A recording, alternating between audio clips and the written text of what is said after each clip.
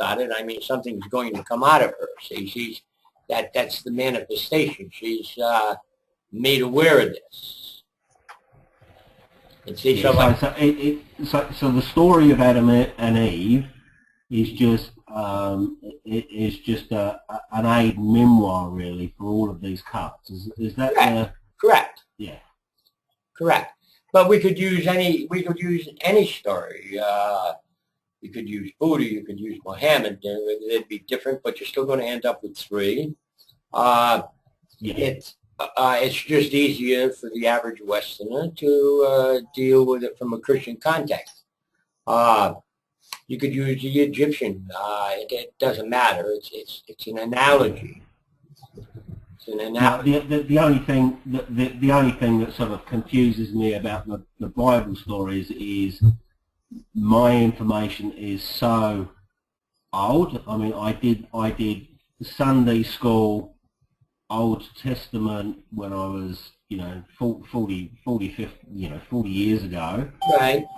And my recollection is fairly weak.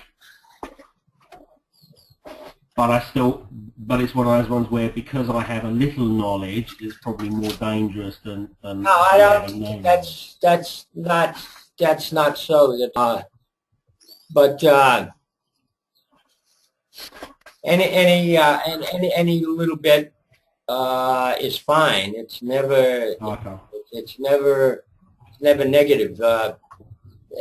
These are stories. They're stories to try and produce a conceptual understanding. They're not defined. They're not.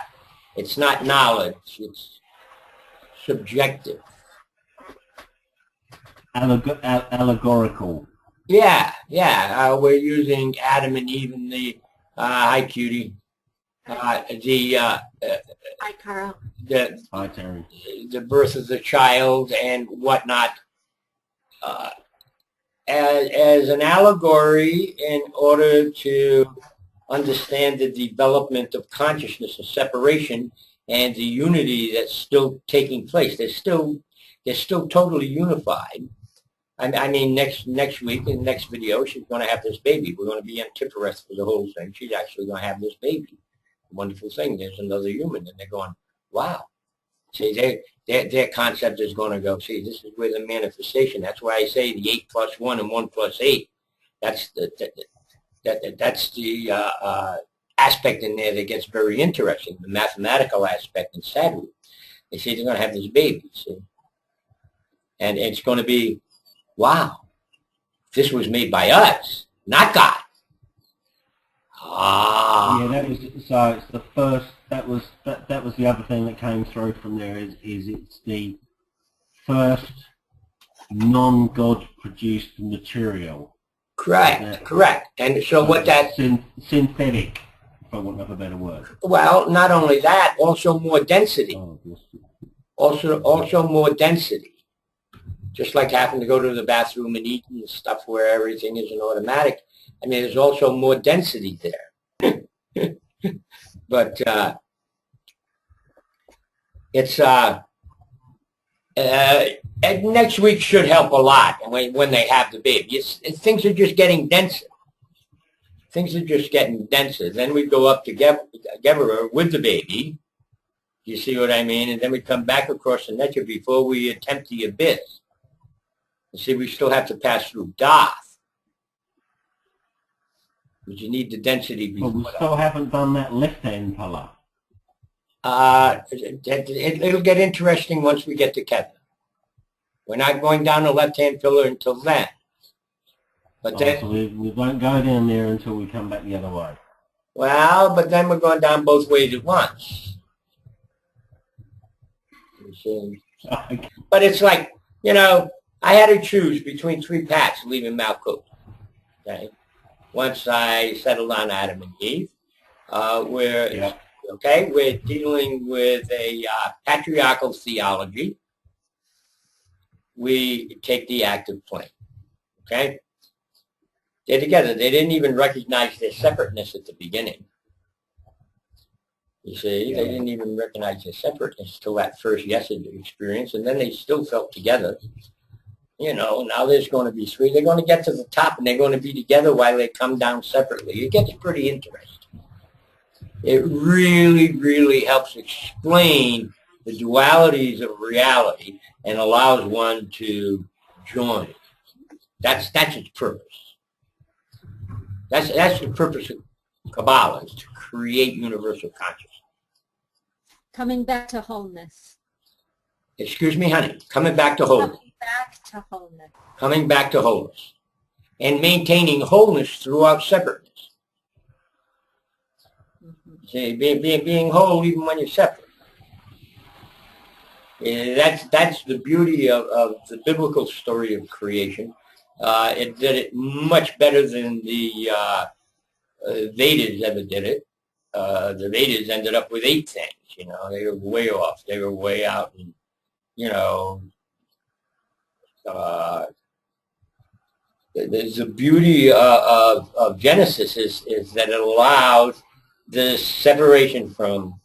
It describes the separation from God, then the separation within self, and the creation of something separate once again through the unity of self.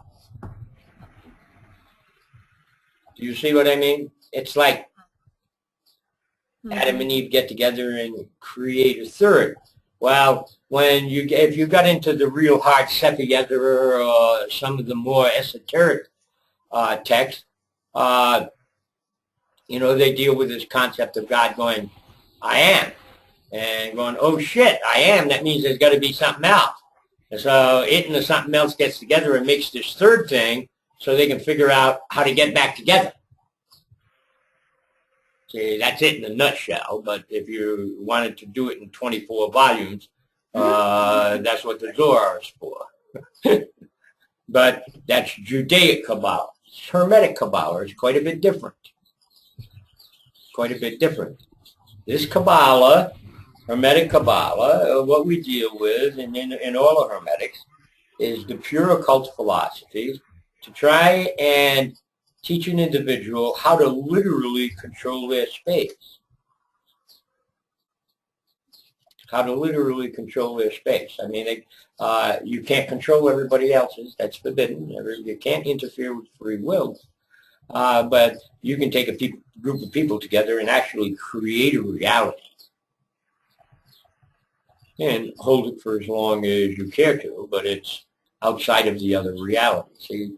But you do that within self all the time. You create this reality of I am. That's the little I. That's the ego body. And getting that to integrate with the big I is what it's all about. Putting you and spirit back together. So you put it quite succinctly there. Why do we need all the 22 paths and 10? Because this space is the reality, the dresser behind you, the hair on your head, the entire sexual act, procreation, eating, shitting, the entire thing is based on 22 concepts. There are 22 concepts that are necessary for reality to take place. These are represented by the 22 hieroglyphs and, in turn, the 22 cards.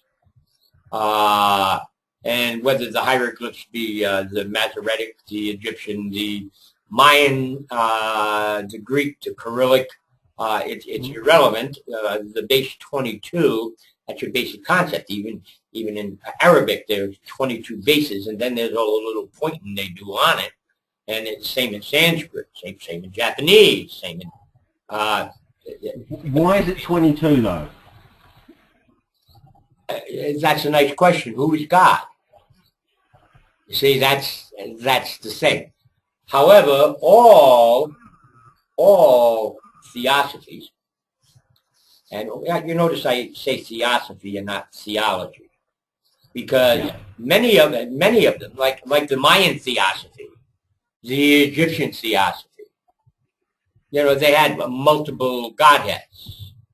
and the theology itself would change depending on if you wanted to deal with Isis or Ra, you see. And it's the same with most of them. The way Kabbalah come into being is it's the first monotheistic theosophy. It was the first it's still the only one, actually. Monotheistic. Now, Islam is a child of the Old Testament, and it is also monotheistic, except that it only allows one prophet, which people get very angry about, which is unfortunate.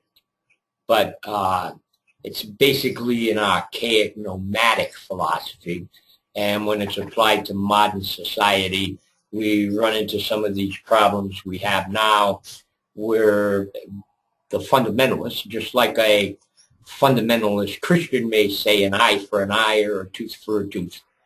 You see, it says that in the book.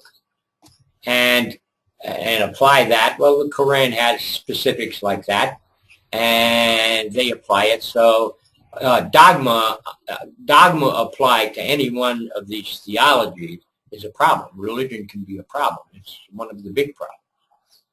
But as long as it's non-dogmatic and it's dealt with theosophically instead of theologically, any one of them can take you to that place of unity with self. When you start applying concepts of, oh, if you don't believe the way I do, you're going to hell, or my God says I should kill you. We get that in Christianity all the time. I cannot tell you, I haven't practiced in years, but back while I was still in school, how many people killed people, and it still happens now. You read about it all the time. They say, oh, God made me do it. God told me to do it in a vision. See? It's fanaticism. It's fanaticism. Fanaticism doesn't work. It doesn't work under any precept, under any circumstances. It just does not work. It's an asocial concept. It's basically asocial, period. You know, saying it has to be that way, it's just asocial. And theosophically, acceptable units are units like oneness, but you can find flaws in any unit. You can find flaws in any unit's theosophy. If any of them had achieved perfection, then it would be working. See? So it's not. The more difficult concepts, like hermetics, require a lot of work. They require a lot of work. You can't just sit in the corner and go, Om Mani Padme Hum. You know, that may make you feel like one, but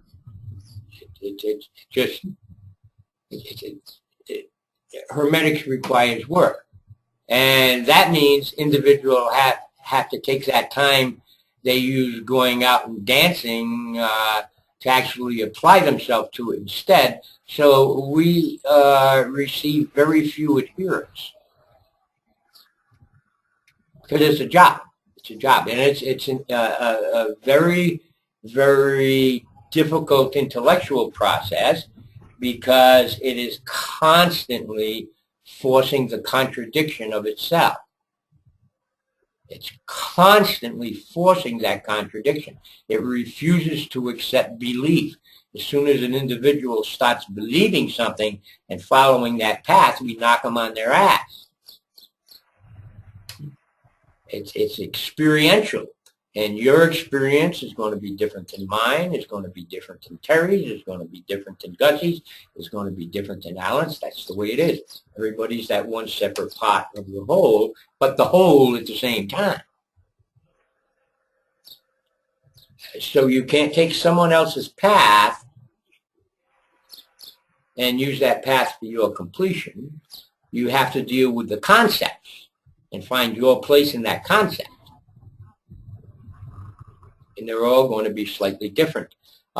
You didn't get to, was Terry here yesterday afternoon? We had, Carl had a total experience, Terry. where, oh, I mean total. Uh-huh. Yeah. Why don't you post it? We had a separate meeting with Carl because he had quite an experience. I'd best leave it till he posted. But you know, the goober came up, like his elemental was there to, what was it? Eat the surplus souls. Yep, that was a. I believe that was the statement. Oh, I thought it was Elohim who was there. The Elohim. And he also had Elohim. Both of them were there. Elohim. They were both there. He had a presentation of Elohim, right? And then, you know, they've been building their elementals just through a little bit of altar work and with themselves and stuff. And this griffin appeared and claimed to be his elemental. Wow. Yeah, it was quite intense. So we spent an hour and a half on the on this, going over that. But I would like you to post that.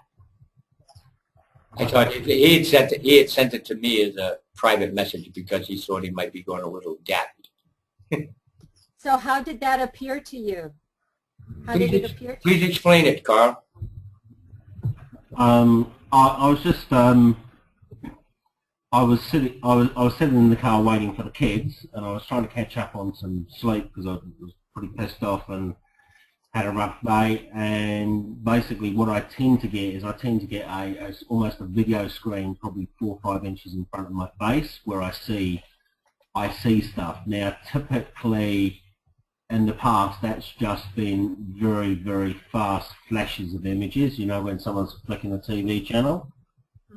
But in this particular one, there was basically a park with 2 park benches and a path heading off into the distance.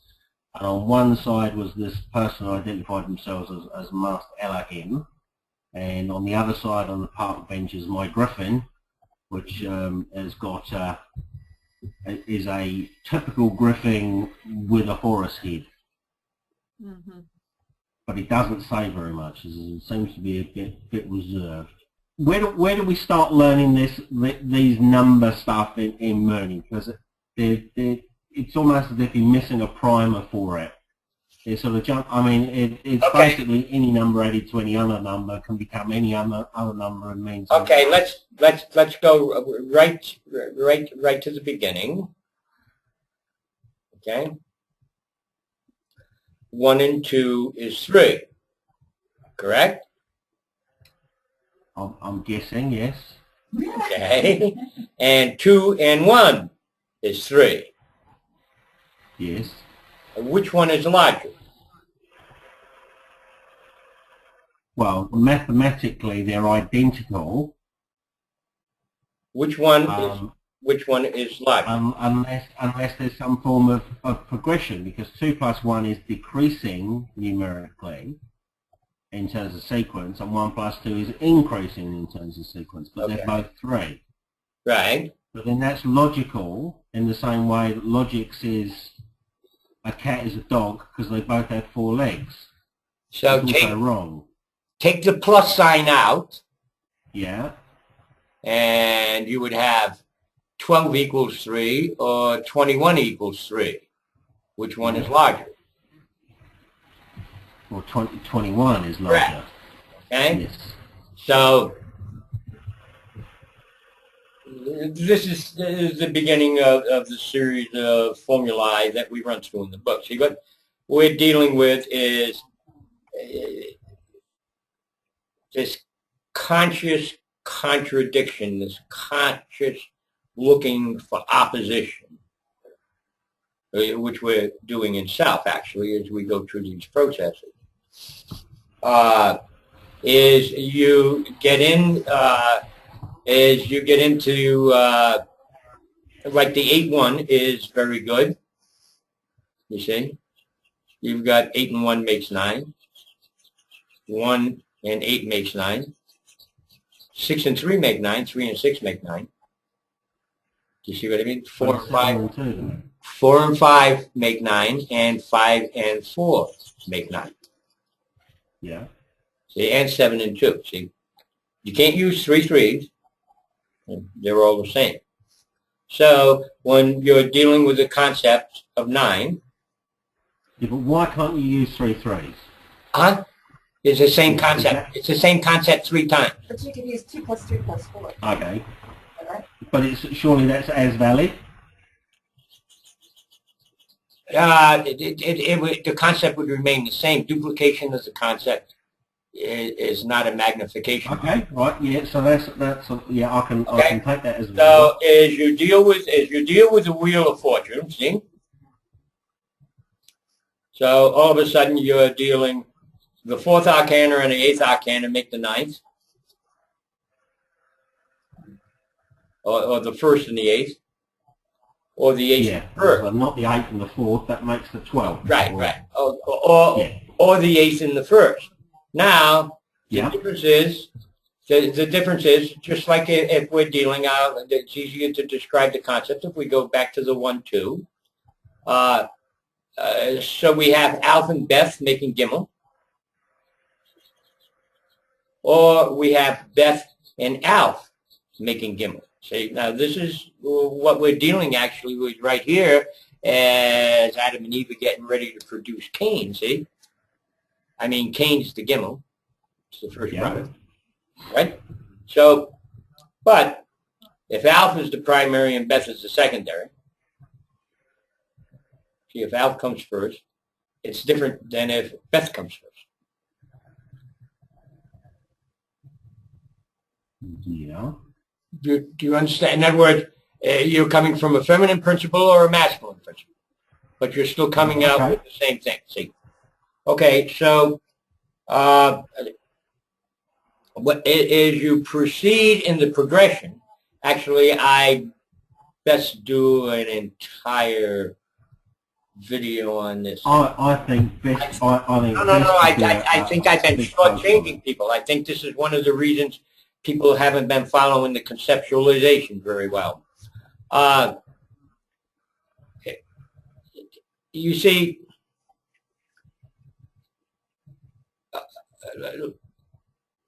like the fifth. You see, the fifth. It can be 2 3, 3 2, 4 1, or 1 4. You see. Yeah. So the fifth could be a combination of the second and third, or the fourth and the first. But it's all part of that fifth concept. And then the sixth and the seventh. By the time you get to the eighth, it starts getting more and more complex. Do you see what I mean? But yeah. It's more permutations the larger. Right. So they're all involved in that first concept. You see, that by the time you get done boiling it down, by the time we're at Kether, you got the whole thing, and you've got to be able to actually, an individual learns to transpose pathways. If one gets into ritual magic, one would actually turn around and say, well, I want to go from Gedula to Tippereth, but the process I'm dealing with isn't necessarily the process of the Wheel of Fortune and giving birth or births of consciousness or anything like that. It may be that you have to balance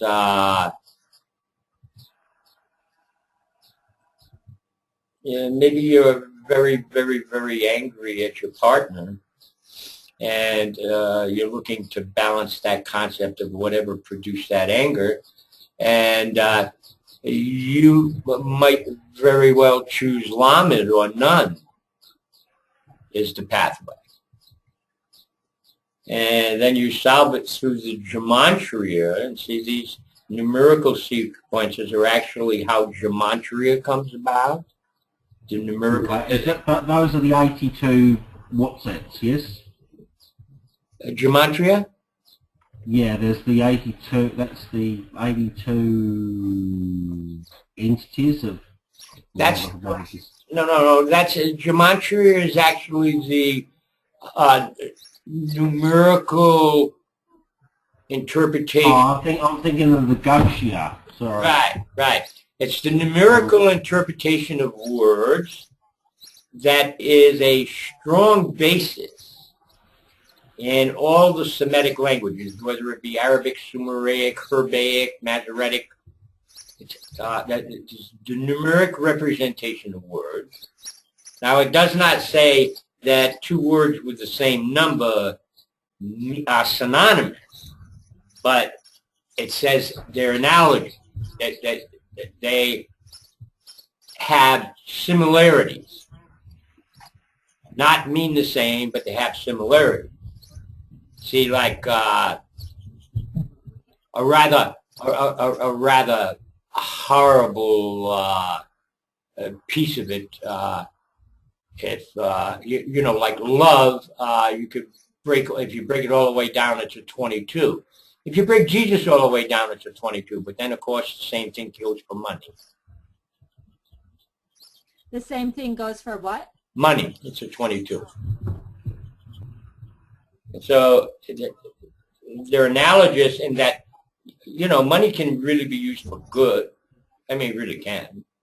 But see, this is dealing with the geometrical influence of the concept. So you can take that concept as the wheel of fortune, the wheel spinning in counter-revolving directions like I'm attempting to do with the tree of life here as we get further into it. And it can be used to deal with almost anything that has to do with physical reality.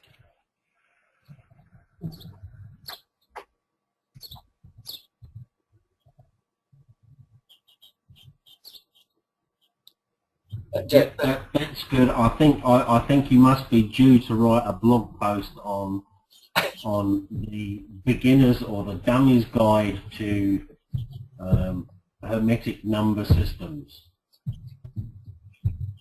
I will do a post just on how the formulas in Sadhu book works. I will do that. I will do a video on that with the whiteboard. And Thank you very much. No. I'm very glad you asked. This is how it works. I should have done that long ago. It might have made things a bit easier. But I will do that. It's just a matter of the change in the concept. It's just a matter of all the possible permutations of the concept. See, what do you do when you get to 13? You know. Well, you've got 1, 2, 3, 4, 5, 6, and 7. 9 and the others. 9 and 4. Well, yeah, but you've only got 1 through 7, and then you've covered all of them. You just got to do them in the 2 dimensions. Right. Unless you also add in 3 characters. So can you do 4 plus 3 plus something? You're not adding 3, and you only go to the 0 digits. Yeah. And see, so you've got 9, 4, 8, 5, 7, 6, 6, 7, you know. Yep. But you can't make them into 3 numbers, so you can't do 1 plus 2 by the time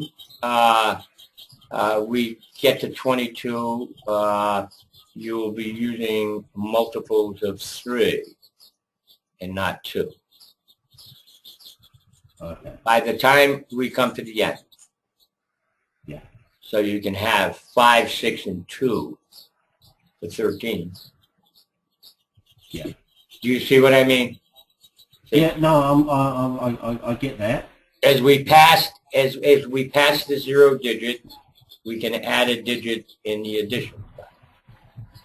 Yeah, I can add up to 22. I just don't understand what any of the other bits mean. And at 22, you can get every possible permutation. Cool. So it's fun. It's fun.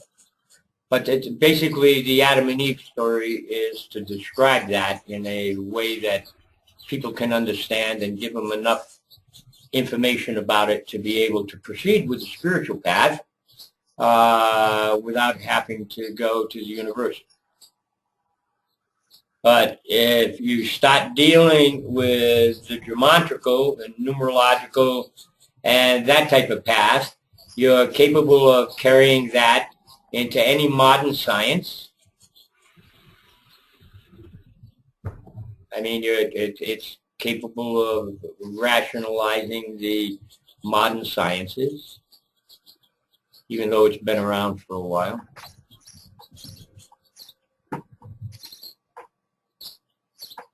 So it's fun. Aggie's academic background should be useful for us as well. We don't use anything more than single digits, so it's not difficult. It's not difficult. Applying the digits to concepts is what's necessary. It's not difficult. Anyway, any fifth grader can do it. Well, that's right at our level then, so that's cool. That's right. That's why they, I used 13 specifically, but that's why Orthodox Jewish people send their young boys, very patriarchal aspect. They send their young boys to the shul, and they're giving them all this Torah preparation before their bar mitzvah, before they boom, boom, boom, boom, and then they actually can't start studying this stuff until they are 40 and have fathered a son. And unless you're an adherent of the new stuff that's come out, that I happen to be in favor of. But see, that's where dogma gets involved in theology. It's not difficult to understand. The most difficult part of it is separating it from your normal life so it doesn't create confusion on that level until you get a good solid grip. When Elvis Levy talks about men, like there's a male and female who form a couple and they should be together, and if a man decides to be an ascetic, then the woman is condemned to suffering. What is that talking about? Please. Okay, you're into Joaquin and Boaz. You're into the adverse pillars on the priestess. This is the first time they appear in the archaic symbolism. It's kind of like Adam and Eve. Yeah, it's kind of like Adam and Eve, honey. But you know, you're pushing me back to a period that was entirely patriarchal. They were still arguing about whether or not a woman even had a soul. And he doesn't. He says that. Okay. No. He's one of the adherents. Women have souls. Yeah, but and so you're in a time period and in a certain demographics, and you're pushing a theology or theosophy, excuse me, to try and get a point across. It doesn't necessarily relate to the present time. A woman is not subject to anything because of her partner's choice, and particularly when it comes to ascetic. This wasn't really... What struck me about it was like that idea of it takes a male and a female to make a whole soul. It does. But when you, I think you got to see, that's what I'm saying. You're getting way out there. And that's outdated, I'm assuming.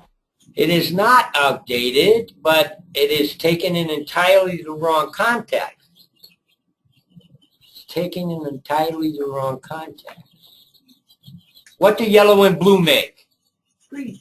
Oh, what's the color of the three souls? Yellow, blue, and green. Okay, what happens when they're all together? They're white. Yeah, ain't that something? You see... It's just saying that they all have to merge eventually. Correct. If all the yellow's finished, that doesn't mean it's all over. It ain't done until the blues and greens are done too. And then them three get together. It's not... You turn around and you pick up Levy's book on magic, and you're reading something that was handwritten at the time for a small amount of students. For a small amount of students. He had 144 students. Okay. He had 144 students. And this was the end formulation that they could continue to apply because he was getting ready to hit the road. But all that stuff they studied before that for 20 years has to be taken into context to understand that.